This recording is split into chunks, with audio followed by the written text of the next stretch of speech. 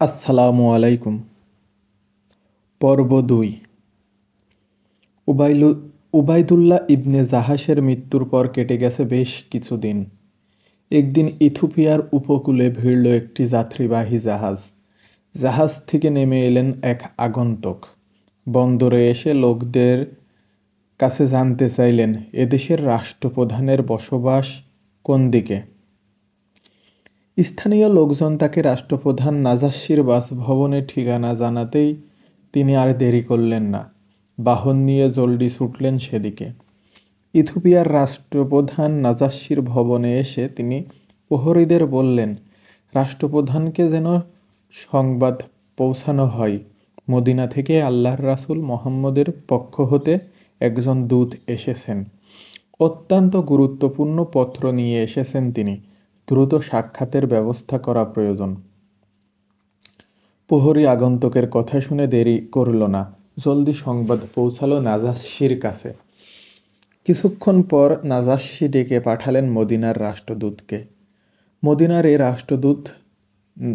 এই রাষ্ট্রদূতের নাম আমর ইবনে উমাইয়া আদ দামেরি রাদিয়াল্লাহু তাআলা আনহু। আমর সত্বর উপস্থিত হলেন রাষ্ট্রপ্রধানের দরবারে। তার সামনে পেশ করল রাসূল সাল্লাল্লাহু আলাইহি সাল্লাম কর্তৃক প্রেরিত ৩টি পত্র। প্রথম পত্রে তিনি ইথিওপিয়ায় উদ্বাস্তু মুসলিমদের আশ্রয়দানের জন্য রাষ্ট্রপ্রধান নাজাশির ভূয়সী প্রশংসা করেছেন এবং তার কৃতজ্ঞতা জ্ঞাপন করেছেন। একই সঙ্গে নাজাশিকে ইসলাম গ্রহণের দাওয়াত প্রদান করেছেন। দ্বিতীয় পত্রে মক্কার বিশিষ্ট নেতা আবু সুফিয়ানের কন্যা উম্মে হাবিবা বিনতে আবু সুফিয়ানকে বিয়ে করার ইচ্ছা প্রকাশ করেছেন। রাষ্ট্রপ্রধান স্বয়ং যেন এ বিয়ের আয়োজন সুসম্পন্ন করেন, এমন অনুরোধ করা হয়েছে। তৃতীয় পত্রে তিনি আরেকটি আবেদন করেছেন, ইথিওপিয়ায় আশ্রিত সকল মুসলিমের জন্য তিনি যেন একটি জাহাজের ব্যবস্থা করেন, যাতে তারা ইসলামের নতুন পুণ্যভূমি মদিনায় পৌঁছাতে পারেন। রাষ্ট্রপ্রধান নাজাশি বরাবরই মুসলিমদের প্রতি সহানুভূতিশীল। দীর্ঘ প্রায় ১০ বছর তিনি তার রাষ্ট্রে মুসলিমদের আশ্রয় প্রদান করে এবং সে অনুভূতিশীল মহানুভবতার পরিচয় দিয়েছেন। এবার পিছপা হলেন না। দ্বিতীয় ও তৃতীয় আবেদনের ব্যাপারে তিনি তখনই উদ্যোগী হলেন। কোনো ঐতিহাসিকের মত অনুযায়ী তিনি রাসূলের পত্র মারফত দাওয়াতের আহ্বানে সাড়া দিয়ে ইসলামও গ্রহণ করেছিলেন। মদিনা থেকে উম্মে হাবিবার বিয়ের সওগত এসেছে, এ সংবাদ তখন পর্যন্ত তিনি জানতে পারেননি। তিনি নিজের ঘরে একাকী বসেছিলেন। এমন সময় সেবিকা আভরাহা দাঁড়িয়ে আছেন। এমন সময় দরজায় কড়া নাড়ার শব্দ শুনতে পেলেন। দরজা খুলে দেখেন সামনে নাজাশির সেবিকা আভরাহা দাঁড়িয়ে আছেন। আভরাহাকে তিনি আগে থেকে চিনতেন। তিনি নাজাশির একান্ত সেবিকাদের একজন। রাষ্ট্রপ্রধানের দরবার এবং মহলে তার বেশ প্রভাব রয়েছে। তাকে দেখে তিনি কিছুটা ঘাবড়ে গেলেন। কোথাও কিছু হয়ে গেল না তো? স্বামীর খ্রিস্ট ধর্ম গ্রহণ এবং তার মৃত্যুর পর অযাচিত ভয় তাকে উৎকণ্ঠিত করে তুলত। কিন্তু আভরাহার মুখের দিকে তাকিয়ে দেখতে পেলেন তিনি মুচকি হেসে তাকে সম্বোধন জানাচ্ছেন। আভরাহা ঘরে ঢোকার অনুমতি চাইলে উম্মে হাবিবা তাকে ভেতরে ঢোকার আমন্ত্রণ জানালেন। ভেতরে ঢুকে আভরাহা বললেন, আল্লাহর রাসূল মুহাম্মদ সাল্লাল্লাহু আলাইহি সাল্লাম মদিনা থেকে রাষ্ট্রদূত মারফত আমাদের রাষ্ট্রপ্রধানের কাছে পত্র প্রেরণ করেছেন। তিনি আপনার কাছে তার বিয়ের পায়গাম পাঠিয়েছেন। উম্মে হাবিবা প্রথমে কিছুই বুঝতে পারছিলেন না। তিনি অস্পষ্টভাবে বলে উঠলেন, আল্লাহ তোমার মঙ্গল করুক। কি বলছো তুমি? আমি বুঝে উঠতে পারিনি। উম্মে হাবিবার এমন বেইমানি দেখে আভরাহা একই কথা আবারও কয়েকবার তাকে শোনালেন। এবার তিনি কিছুটা ধাতস্থ হলেন। আভরাহা তাকে আশ্বস্ত করে বললেন, এখন কি আমার কথা বুঝে আসছে? উম্মে হাবিবা লজ্জাবশত মাথা নেড়ে বললেন, বিধবা হোক কিংবা বয়স হোক ৩৬-৩৭, বিয়ের পায়গাম এলে নারী বলতেই লজ্জা পাবার কথা। আভরাহা আবার বলতে শুরু করলেন, যদি বুঝেই থাকেন তাহলে এবার আরেকটি কাজ করুন। রাষ্ট্রপ্রধান বলেছেন, আপনার যদি এ বিয়েতে সম্মতি থাকে তবে আপনার পক্ষ থেকে বিয়ের জন্য কাউকে মধ্যস্থতাকারী নিযুক্ত করতে। তিনি এ বিয়ের যাবতীয় কার্যাদি সম্পাদন করবেন। উম্মে হাবিবা নিজেকে একটু গুছিয়ে নিয়ে জানালেন, তার পক্ষ থেকে তার আত্মীয় খালিদ ইবনে সাঈদ এ বিয়ের মধ্যস্থতাকারী হতে পারেন। এ দুর্দেশে তিনিই একমাত্র তার কাছের মানুষ। আব্রাহা উম্মে হাবিবার সম্মতি পেয়ে ফিরে যেতে উদ্যস্ত হলেন। উম্মে হাবিবা তাকে থামালেন। তিনি তার হাতের কঙ্গন, গলার মালা, কানের দুল এবং পায়েল খুলে আব্রাহার হাতে দিলেন। এ শুভ সংবাদ তিনি নিয়ে আসায় তার পক্ষ থেকে এ সামান্য উপহার গ্রহণ করে ধন্য করো। বিয়ে অনুষ্ঠিত হচ্ছে রাষ্ট্রপ্রধান নাজাস্সির নিজ বাসভবনে। নাজাস্সি ইথিওপিয়ায় আশ্রিত সকল মুসলিমকে নিমন্ত্রণ করেছেন তার মেহমানখানায়। আশ্রিত মুসলিমদের প্রধান নেতা জাফর ইবনে আবু তালেব, আবদুল্লাহ ইবনে হুসামা আস-শামসি, খালিদ ইবনে সাইদ সহ সকলেই উপস্থিত হয়েছেন। সংক্ষিপ্ত সময়ে হলেও আয়োজনের কোনো কমতি রাখেননি নাজাস্সি। একে তো মদিনার রাসূল মুহাম্মদ স্বয়ং পত্র প্রেরণ করে তার মাধ্যমে বিয়ে সম্পন্ন করার আবেদন করে তাকে সম্মানিত করেছেন, অন্যদিকে উম্মে হাবিবাও মক্কার নেতৃস্থানীয় ব্যক্তির কন্যা। সুতরাং তিনি যথাসাধ্য চেষ্টার মাধ্যমে এ শাদী সম্পন্ন করলেন। আমন্ত্রিত অতিথিরা সকলে মিলনায়তনে একত্রিত হয়ে নাজাস্সি দাঁড়িয়ে রাসূলের পক্ষ হয়ে সংক্ষিপ্ত খুতবা পাঠ করলেন। খুতবা শেষে তিনি উম্মে হাবিবার জন্য নির্ধারিত মোহর ৪,০০০ দিরহাম খালিদ ইবনে সাইদের কাছে অর্পণ করলেন। রাষ্ট্রপ্রধান রাসূলের প্রতি ভালোবাসার নিদর্শনস্বরূপ এ মোহর নিজের তরফ থেকে প্রদান করেন।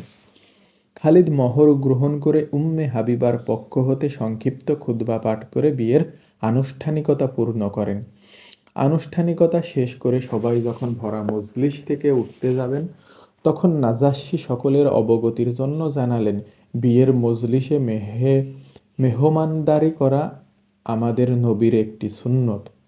সবাইকে তিনি বিয়ের জন্য আয়োজিত ভোজপর্বে শরিক হতে আহ্বান করলেন।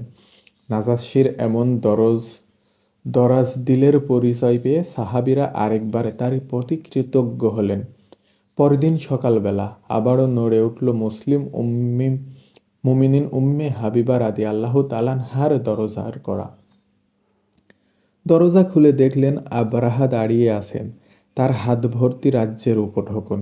এর মধ্যে ছিল চন্দন, ঘৃতকুমারীর নির্জিত তেল, আম্বারসর, নানা ধরনের প্রসাধন সামগ্রী। উম্মে হাবিবা আবরাহাকে দেখে যাওয়ার কন্যাই আনন্দিত হলেন, কিন্তু এই উপঢৌকনের কোথা থেকে এলো? আবরাহা বললেন, আপনার বিয়ে উপলক্ষে সবই রাষ্ট্রপ্রধান নাজাস্সির বেগমের দেওয়া উপহার। তারা আপনার বিয়েতে শুভকামনা পাঠিয়েছেন। উম্মে হাবিবা দারুণ প্রীত হলেন। কাল বিয়ের মহর হিসেবে পাওয়া ৪,০০০ দিরহাম থেকে ৫০০ দিরহাম তিনি তুলে দিলেন আবরাহার হাতে। বললেন, গতকাল আমি নিঃস্ব ছিলাম, আমার কাছে কোনো দিরহাম ছিল না। আজ আমার কাছে যা আছে তা থেকে তোমাকে সামান্য উপহার দিলাম, তুমি গ্রহণ করলে আমি খুশি হব। আবরাহা উম্মে হাবিবার উপর উপহার দেখে আঁতকে উঠলেন। জানালেন, নাজাস্সি স্পষ্ট বলে দিয়েছেন কোনোভাবেই যেন আপনার কাছ থেকে কোনো কিছু উপহার গ্রহণ না করা হয়। কিন্তু উম্মে হাবিবা তার কথা শুনলেন না, জোর করে ভালোবাসার এই উপহার আবরাহাকে অর্পণ করলেন। কিছুক্ষণ পর আবরাহার চোখে মুখে খেলা করছিল অন্য রকম জ্যোতি। তিনি কিছু একটা বলতে চান উম্মে হাবিবাকে। উম্মে হাবিবা তার উচ্চাটন ভাব লক্ষ্য করে কারণ জানতে চাইলেন। আবরাহা উচ্ছ্বসিত কণ্ঠে জানালেন, তিনি কালেমা পড়ে মুসলমান হয়েছেন। তার কথা শুনে উম্মে হাবিবা খুশিতে তাকে বুকে জড়িয়ে ধরলেন। এ ছিল তার বিয়ের আনন্দ। আবার আবরাহার ইসলাম গ্রহণের সংবাদ তাকে আবেগে ভাসিয়ে দিল। তিনি স্মরণ করলেন নিজের স্বামীর ধর্মত্যাগের কথা। কেউ বিশ্বাসের পরশমণি পাওয়া সত্ত্বেও স্বেচ্ছায় তা পাইয়ে মারিয়ে অবিশ্বাসের নিকষ তিমিরে হারিয়ে যায়। আবার কেউ ঘর আমানিশায় থেকেও গলায় পরে বিশ্বাসের মালা। উম্মে হাবিবার চোখ জলে ভেসে ওঠে। আবরাহা উম্মে হাবিবার কাছে আবেদন জানালেন, আমার ছোট্ট একটা অনুরোধ রাখবেন? কেন নয়, নিঃসংকোচে বলতে পারো। উম্মে হাবিবা ভালোবাসার অভয় দিয়ে তাকে আব্রাহা বললেন, আপনি যখন মদিনায় যাবেন তখন রাসূল মুহাম্মদ সাল্লাল্লাহু আলাইহি সাল্লামকে আমার পক্ষ থেকে সালাম জানাবেন এবং তাকে বলবেন, আব্রাহা নামের এক অচিন মেয়ে দূরদেশে তার আনীত সত্য ধর্ম গ্রহণ করে ধন্য হয়েছেন। কিছুদিন পর উম্মে হাবিবা যখন সত্যি সত্যি মদিনায় ফিরে আসেন, তখন রাসূলের সঙ্গে দেখা হলে তিনি আব্রাহার পুরো বৃত্তান্ত তাকে শুনিয়ে তার সালাম পৌঁছে দেন রাসূলের দরবারে। রাসূল সাল্লাল্লাহু আলাইহি সাল্লাম আব্রাহার সালাম শুনে মুচকি হাসলেন এবং উত্তরে দেন, ওয়ালাইহিসসালাম ওয়া রাহমাতুল্লাহি ওয়া বারাকাতুহু। উম্মে হাবিবার সঙ্গে রাসূলের বিয়ে নানা কারণে ইসলামের ইতিহাসে প্রধানযোগ্য। প্রথমত, উম্মে হাবিবা তার স্বামী উবাইদুল্লাহর মৃত্যুর পর ইথিওপিয়ায় আশ্রিত অন্য কোনো মুসলিমকে বিয়ে করার ব্যাপারে আগ্রহী হননি, কেননা তিনি ছিলেন বড় ঘরের মেয়ে। আবার বিয়ের সময় পারিবারিক বংশমর্যাদা সমসমানের হওয়াটা ছিল বাঞ্ছনীয়। এ কারণে আশ্রিত অন্য মুসলমানরাও তার কাছে বিয়ের প্রস্তাব পাঠাতে দ্বিধাগ্রস্ত ছিলেন। এ বিষয়টির সুরাহা হয় রাসূলের সঙ্গে বিয়ের মাধ্যমে। এ বিয়ের মাধ্যমে রাসূল সাল্লাল্লাহু আলাইহি সাল্লাম উম্মতি মুহাম্মদীর জন্য ইসলামী আইনের একটি অনন্য নিদর্শনও স্থাপন করেন। দূরবর্তী বর কনের বিয়ে কিভাবে মধ্যস্থতাকারীর উকিল মাধ্যমে হতে পারে, তার বাস্তব একটি উদাহরণ ছিল এ বিয়ে। আরেকটি কারণ ছিল রাজনৈতিক। আবু সুফিয়ান যেহেতু মক্কার প্রভাবশালী নেতা ছিলেন এবং তার মেয়ে দূরদেশে দুর্ভাগ্যক্রমে বৈধব্যের শিকার হন, তখন রাসূলের ভালোবাসার বাহুডোর উম্মে হাবিবার জন্য যেমন প্রশান্তিদায়ক ছিল, তেমনি আবু সুফিয়ান সহ মক্কায় অবস্থানরত তার আত্মীয় স্বজনের জন্যও ছিল প্রভাবিত সংবাদ। বাস্তবে ঘটেছিলও তাই। আবু সুফিয়ান যখন মুহাম্মদের সঙ্গে তার মেয়ের বিয়ের ঘটনা জানতে পারেন, তখন সউক্তি করে বলেছিলেন, মুহাম্মদ তো এমন ব্যক্তি যার প্রস্তাব ফিরিয়ে দেওয়া অসম্ভব। এ ঘটনা আবু সুফিয়ানকে ইসলামের পথে অনেকটাই প্রসাগর করে এবং এর বছরখানেক পর মক্কা বিজয়ের সময় তিনি ইসলাম গ্রহণ করে রহমতের বারিধারায় স্নাত হন। এটাই ছিল তৃতীয় পর্ব। পরবর্তী পর্ব শোনার জন্য আমাদের চ্যানেলের প্লেলিস্টে গিয়ে শুনতে পারেন।